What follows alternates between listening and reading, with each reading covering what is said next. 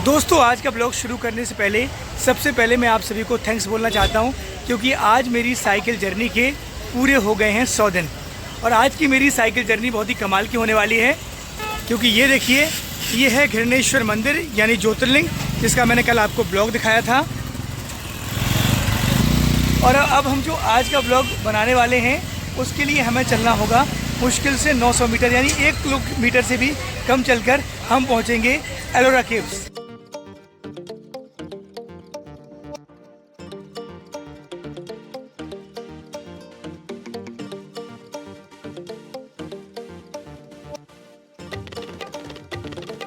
चलिए चलते हैं टिकट घर की तरफ, वहाँ से हमें टिकट लेना है। तो ये देखिए 40 रुपये टिकट प्राइस है इंडियंस के लिए, फॉरेनर्स के लिए 600। हालांकि यहाँ ऑनलाइन टिकट बुक करने की भी सुविधा है। सो हमने 35 रुपये में ऑनलाइन टिकट बुक कर लिया है। सो हमने चेक इन कर लिया है और ये देखिए घुसते ही आपको ऐसा तिरंगा मिलेगा। तो एलोरा केव्स का जो सबसे इम्पोर्टेंट पॉइंट है ना, वो हमारे बिल्कुल सामने आ गया है। सबसे पहले मैं आपको वही दिखा देता हूँ। ये देखिए आपको सामने दिख रहा होगा कैलाश टेम्पल। यही सबसे इम्पोर्टेंट पॉइंट है एलोरा केव्स को देखने के लिए। ये देखिए सामने पहाड़ों के बिल्कुल काट के इसको तराश के इस मंदिर को बनाया गया है। दोस्तों एलोरा में पूरी 34 गुफाएं हैं, जिसमें से 12 गुफाएं हैं वो बौद्ध धर्म को समर्पित हैं। इसके अलावा 17 गुफाएं हैं वो हिंदू धर्म को समर्पित हैं और 5 गुफाएं हैं वो जैन धर्म को समर्पित हैं। तो हम लोग अजंता गए थे। अजंता में क्या था कि सिर्फ बौद्ध धर्म को ही समर्पित सारी की सारी जो 29 केव्स थी, लेकिन यहाँ पर जो 34 केव्स हैं वो मिश्रण है 3 धर्मों का। सबसे पहले आपको वही मंदिर दिखाते हैं जो कि यहाँ का सबसे बड़ा अट्रैक्शन है, कैलाश मंदिर। ये गुफा नंबर 16 में आता है और यानी 1 से लेकर 15 से लेकर 1 तक गुफाएं इस साइड हैं और 17 से लेकर 34 तक गुफाएं आपको उस साइड मिलेंगी। तो सबसे पहले हम देखने वाले हैं इसी कैलाश मंदिर को। दोस्तों आप ये जो मंदिर देख रहे हैं कैलाश मंदिर, जिसका नाम कैलाश पर्वत के नाम पर रखा गया है, इसका निर्माण करीब 200 साल तक हुआ है। यानी बता रहे हैं कि 10 पीढ़ियों ने मिलकर लगातार 200 वर्षों तक इसका निर्माण कराया था। तब चट्टानों से काट काट कर इस तरीके से कैलाश मंदिर बना। इस कैलाश मंदिर का निर्माण राष्ट्रकूट राजाओं द्वारा कराया गया था। चलिए चलते हैं इसके अंदर।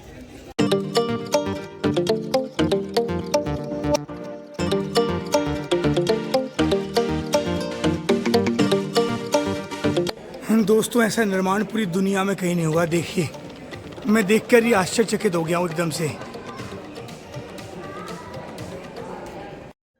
एलोरा की गुफाओं में मुख्य आकर्षण का केंद्र यही गुफा नंबर 16 है, जहां पर ये कैलाश मंदिर बना हुआ है। कैलाश मंदिर की लंबाई 300 फीट, चौड़ाई 175 फीट और लंबाई 100 फीट है। ये पूरी दुनिया में अपनी तरह का एकमात्र ऐसा हिंदू मंदिर है जिसे चट्टान को ऊपर से काटकर नीचे की तरफ बनाया गया है।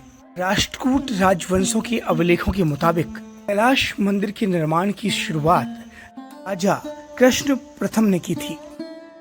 पहले इस मंदिर को कृष्णेश्वर महादेव के नाम से जाना जाता था, लेकिन बाद में सफेद रंग की पुताई होने की वजह से इसे कैलाश मंदिर के नाम से जाना गया। खास बात यह है कि इस मंदिर के निर्माण में किसी भी तरह की मशीनरी का इस्तेमाल नहीं किया गया और इसे बनाने में पूरे 200 साल लगे। अभिलेखों की माने तो राष्ट्रकूट राजवंश की 10 पीढ़ियां इस मंदिर के निर्माण कार्य में लगी रहीं। वहीं इस मंदिर के निर्माण की एक अन्य कहानी भी है कि एक बार यहाँ के राजा एलूप बीमार पड़ गए, जिसके बाद उनकी पत्नी ने घृणेश्वर ज्योतिर्लिंग महाराज की पूजा अर्चना की और कहा कि अगर उनके पति ठीक हो जाएंगे तो वे एक शिव मंदिर का निर्माण करवाएंगी।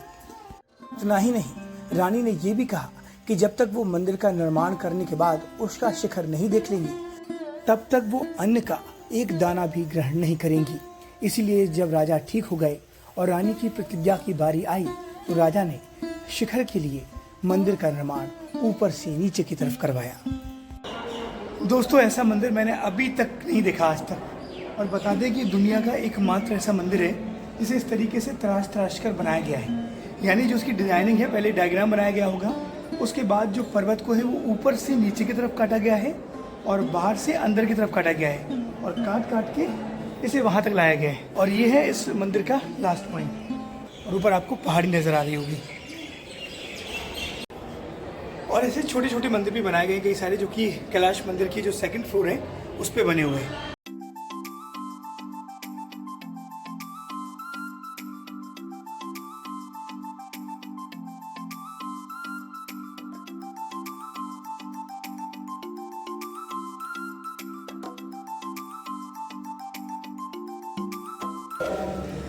दोस्तों ये मंदिर अपने आप में कमाल है।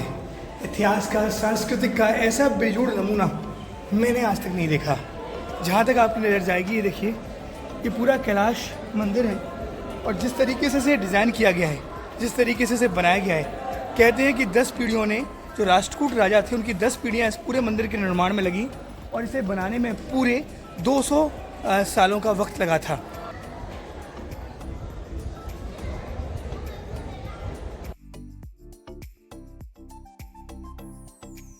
सो दोस्तों, अभी आपने कैलाश टेम्पल देखा। अब मैं आपको वो जगह लेकर जाने वाला हूँ जहाँ से जितने भी सोशल मीडिया के आप रील्स देखते हैं, जो भी वायरल रील्स हैं या जो आपसे लोग फ़ोटो लेते हैं कैलाश टेम्पल का, वो जगह। वहाँ जाने के लिए हमें इन सीढ़ियों से ऊपर जाना होगा।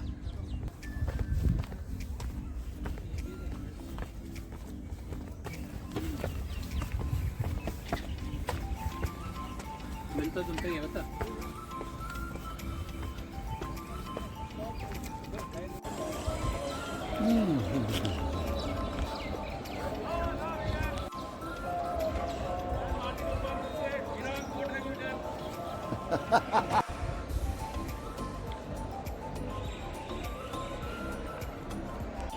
सो दोस्तों, ऊपर से कुछ ऐसा दिखाई देता है कैलाश टेम्पल।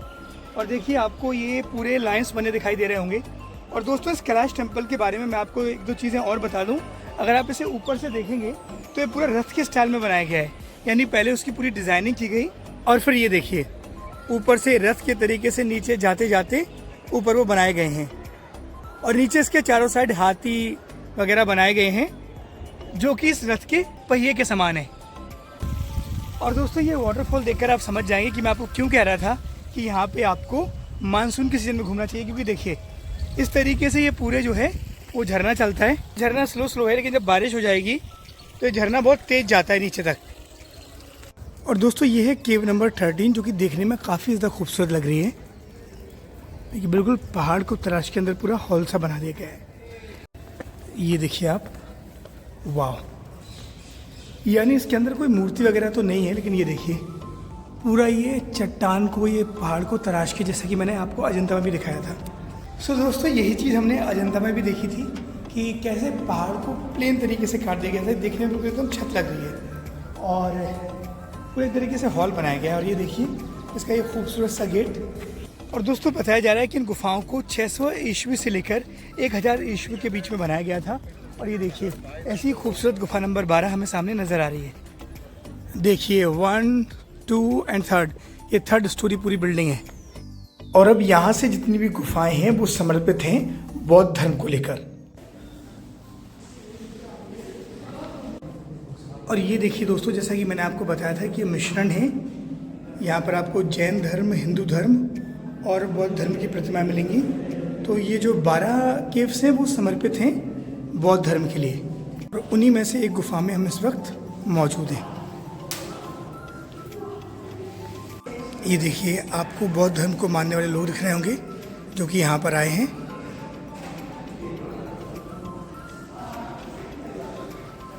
तो देखिए दोस्तों, कितनी खूबसूरत सी ये केव्स हैं।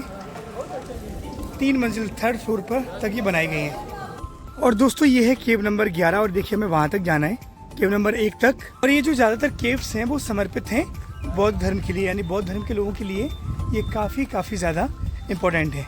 और ये देखिए दोस्तों, ये है चैत्य विहार, यानी वो गुफा है जो कि बौद्ध धर्म के लिए, यानी बौद्ध अनुयायियों के लिए बनाई गई है। और ये गौतम बुद्ध की खूबसूरत सी स्टैच्यू। झरनों की मैं आपसे बात कर रहा था, तो बेहतर कि आप मानसून सीजन में यहाँ आएँ, क्योंकि जब यहाँ पर काफ़ी सारे झरने चालू हो जाते हैं और उस टाइम पे स्वर्ग जैसी लगती है पूरी जगह। और ये है गुफा क्रमांक 5।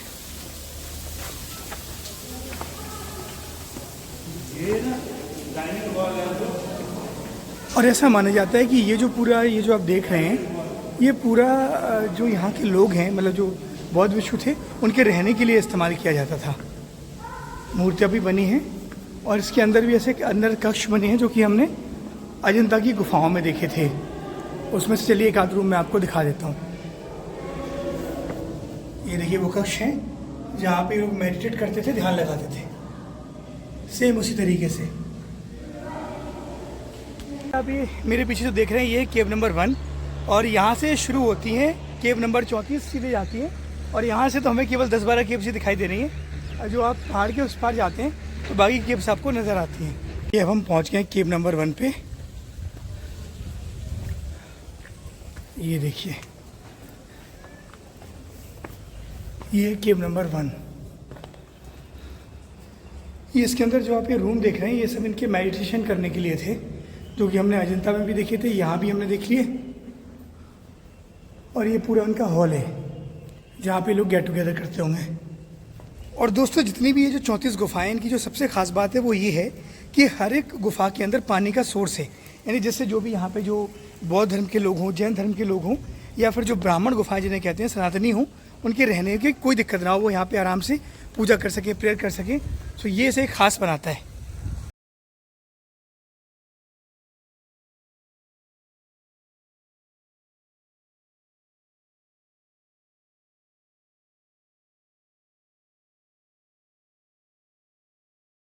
तो गैस कैलाश टेम्पल के उस साइड 15 से लेकर 1 तक जो गुफाएं थी वो हम देख कर आ गए हैं। वापस कैलाश टेम्पल आ गए हैं तो अब यहाँ से जा रहे हैं 17 से लेकर 34 नंबर की गुफा को देखने के लिए।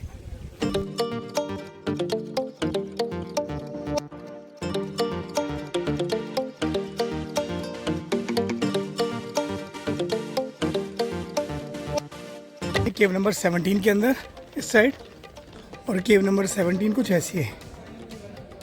तो ये सारी केव्स लाइन से 18, ये 19A और ये देखिए कितनी खूबसूरत सी एक केव बनी हुई है। और दोस्तों ये देखिए केव्स के अंदर झरने बहुत ज़्यादा हैं।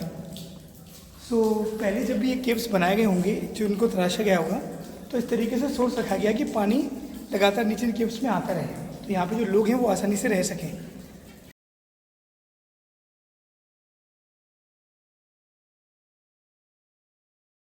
और दोस्तों अब हम आ गए गुफा नंबर 21 में, जो कि रामेश्वर यानी कि भगवान शिव को समर्पित है। ये देखिए सबसे पहले ये देखिए शिवलिंग बना हुआ है भगवान शिव को समर्पित। आसपास ये स्टैच्यूज हैं, ये और भी मूर्तियां हैं और ठीक शिवलिंग के सामने ये बड़ा सा नंदी बनाया गया है। सो दोस्तों 1 से 12 तक बौद्ध, उसके बाद ये पूरे कैलाश मंदिर के आसपास से और इधर से पूरी हिंदू धर्म की हैं और आगे मिलेंगी हमें जैन धर्म की गुफाएं।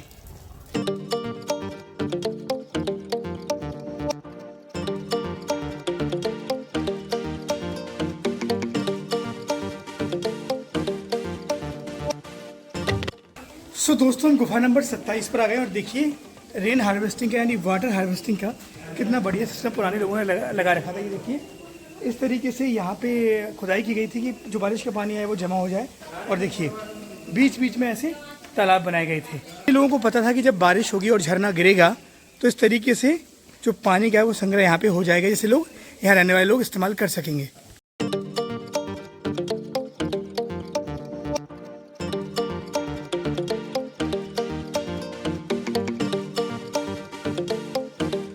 सो दोस्तों हमने 28 गुफाएं अभी तक देख ली हैं और बाकी की 6 गुफाएं वो देखने के लिए हमें इन सीढ़ियों से ऊपर जाना होगा।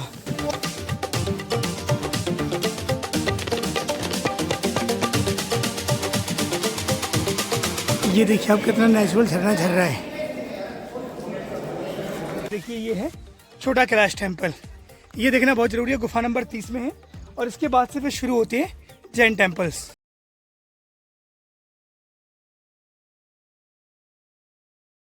सो गाइस फाइनली हम पहुंच गए हैं वो आखिरी की 4-5 गुफाओं में।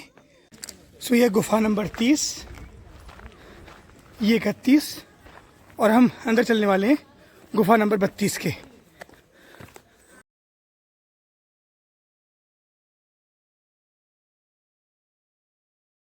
जैन धर्म को समर्पित गुफाएं दोस्तों, जिन्हें 10वीं से 11वीं शताब्दी के बीच में बनाया गया और ये भी संभवतः ऊपर से ही तराशी गई हैं।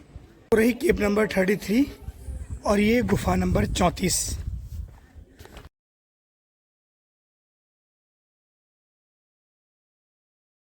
सो दोस्तों गुफा नंबर 34 को देखने के साथ ही हमारा ये एलोरा केव्स का सफ़र ख़त्म होता है। गाइस ये जो पूरी गुफाएं हैं 34, ये घूमने के लिए कम से कम आपको 4 घंटे चाहिए। मैं आपको एडवाइस करूँगा कि जब भी आप आएँ मेंटली फ्री होकर आएँ और कम से कम 4 घंटे लेकर आएँ, तब आप इन गुफाओं को अच्छी तरीके से घूम पाएंगे। आपके उस सवाल पर जो आप लोग जानना चाह रहे हैं कि यहाँ पर पहुँचे कैसे, तो मैं आपको बता दूँ कि यहाँ की जो सबसे नियरेस्ट बड़ी सिटी है वो है औरंगाबाद, और औरंगाबाद से करीब 28 किलोमीटर एलोरा की ये गुफाएं पड़ती हैं। रहने खाने की बात करें तो यहाँ रहने की कोई टेंशन नहीं, आपको अच्छे रिजॉर्ट से लेकर 500-1000 रुपये तक के कमरे मिल जाएंगे, और यहाँ पर 120 रुपये से लेकर आपका लंच डिनर आपको वो मिल जाएगा। और यहाँ के अंदर करें, जब आप ये जो एलोरा की गुफाएं घूमेंगे तो यहाँ पर भी जो कैंटीन है वो बहुत ज़्यादा महंगी है नहीं, यानी आपको MRP के रेट्स पर यहाँ पर चीज़ें मिल जाएंगी। सो आराम से आप घूम सकते हैं। सो गाइज़ बस आखिर में इतना ही कहना चाहूँगा कि काफ़ी मेहनत से ब्लॉग बना रहा हूँ। लाइक कीजिए, शेयर कीजिए, सब्सक्राइब कीजिए, ज़्यादा से ज़्यादा सपोर्ट कीजिए, जिससे कि ये आपका ये चहेता चैनल चलता रहे और मैं यूँ ही लगातार 365 दिन तक अपनी साइकिल यात्रा में मेहनत करता रहूँगा और आपको यूँ ही खूबसूरत सी चीज़ें दिखाता रहूँगा।